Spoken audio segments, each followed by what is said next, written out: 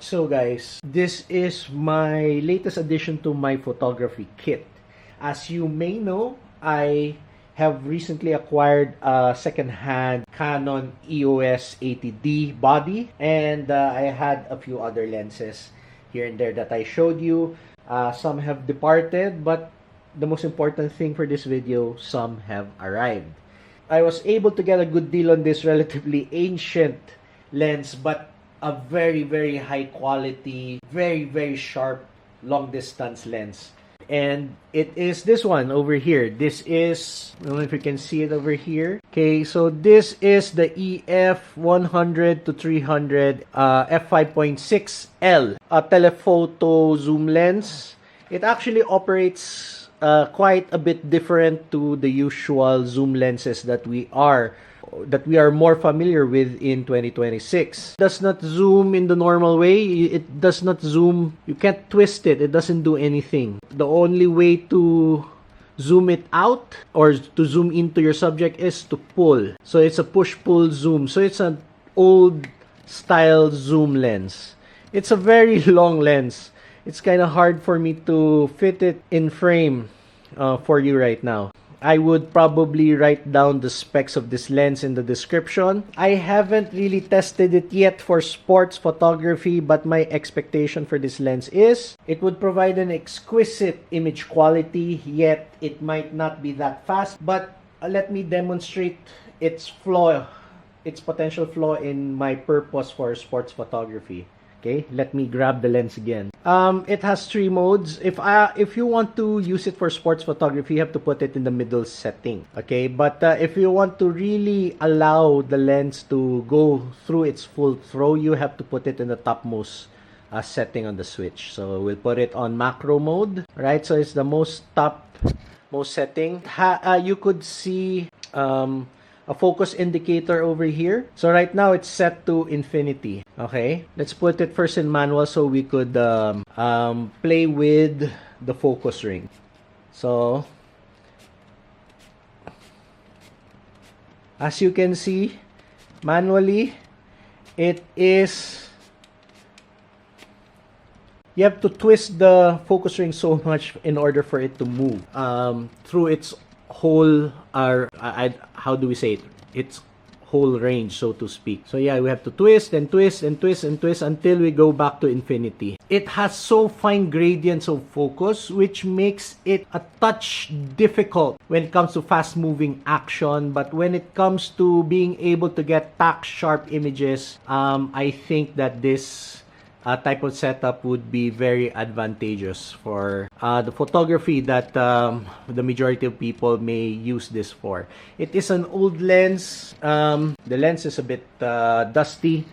Just a little bit dusty, not too dusty. So far, I was able to take a few photos just around, just inside the house, and I was already very impressed. The problems with this lens is that, again, the push-pull zoom needs getting used to, but it's not so bad. It's actually quite awesome for action photography, sports photography. You're able to zoom way faster for still shots. But the issue is it may be a bit slow to focus.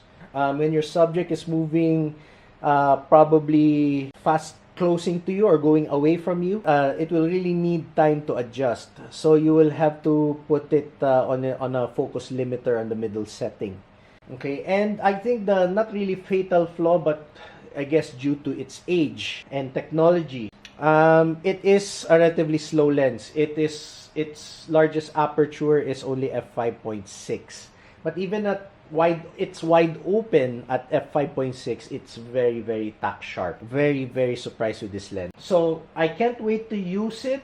Given another opportunity for motorsport or sports photography, action photography.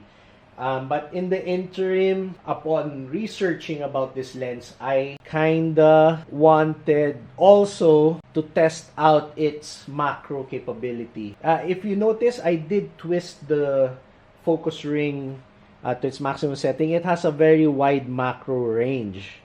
So I don't exactly know what that entails when it comes to macro photography by itself. But upon random Reddit reviews or Reddit comments, I discovered that people did say that this accessory called the life size converter works very well with this lens for macro photography. According to the reviews or according to the comments, with the life size converter, it turns this very slow lens into such an exquisite macro.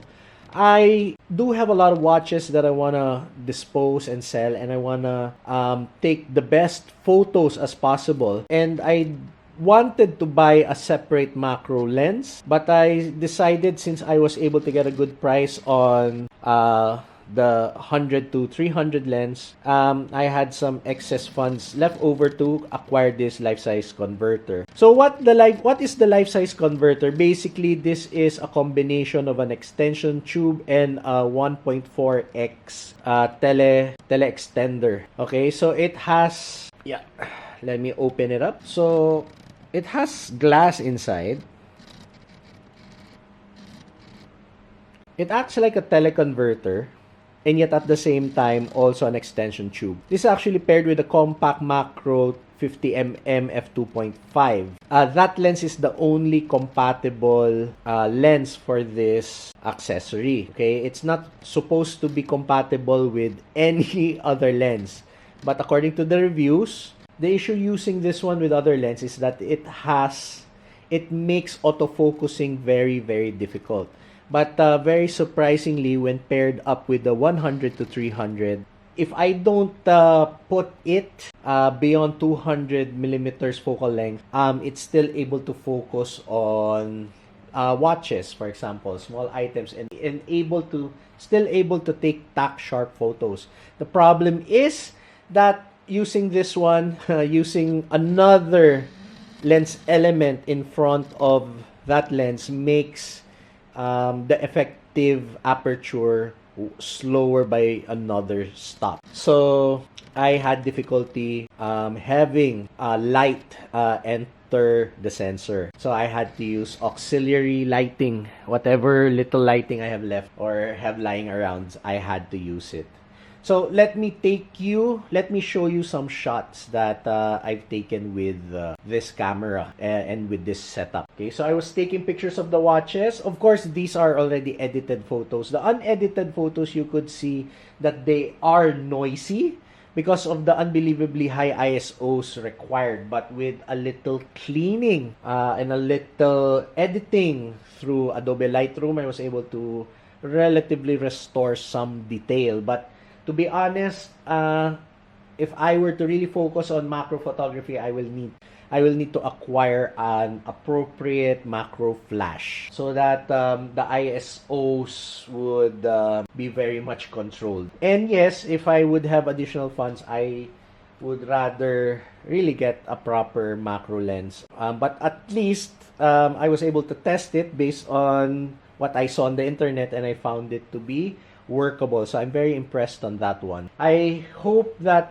I was able to document this for YouTube for posterity's sake, because I'm sure there are also other people that have read the same comments and were asking if this setup was still able to autofocus, and I'm glad to say that yes, it had. But for, of course, the limited number of subjects that I have tried for today, lighting became a major challenge, especially when shooting indoors, shooting products, when you don't have enough light, and when you don't have a macro flash or even a strong external flash, or you decided not to use any sort of flash at all. But at least you could see from the results, I think it looks stunning and very presentable for commercial use. So yeah, that's it. Thank you so much for watching this video. If you have any questions, feel free to add on the comments what you think and your experiences also with this particular setup, with this particular lens. I'm really itching to try this out in sports photography, and I'm gonna get back to you guys on my thoughts after I do use it. Just waiting for events to come for next year. All right, so thank you so much. I'll see you next time. Ciao.